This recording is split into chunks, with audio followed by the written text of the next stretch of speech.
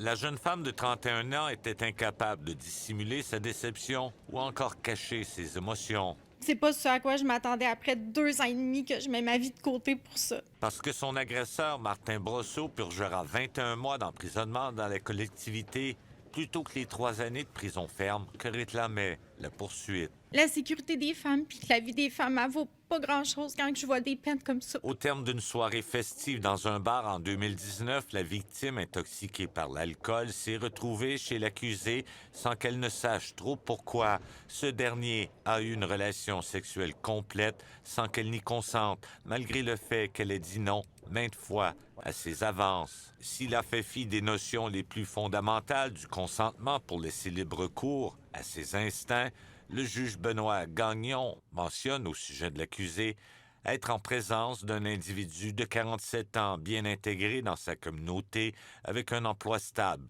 qui ne présente aucun schème de récidive et qui devra vivre avec les stigmates de ses comportements. Seule une peine d'emprisonnement ferme aurait le message de dénonciation et de dissuasion nécessaire, particulièrement lorsqu'on parle de gestes très intrusifs pour la victime. En sortant public, Jordan Giguère souhaitait être un exemple pour celles qui ont vécu la même chose qu'elle. Elle souhaite de tout cœur que la décision du tribunal, qu'elle qualifie d'extrêmement clémente, ne découragera pas les autres victimes à porter plainte. J'ai fait ma part, puis je vais toujours être fière de moi pour l'avoir fait. Jean-François Desbiens, TV.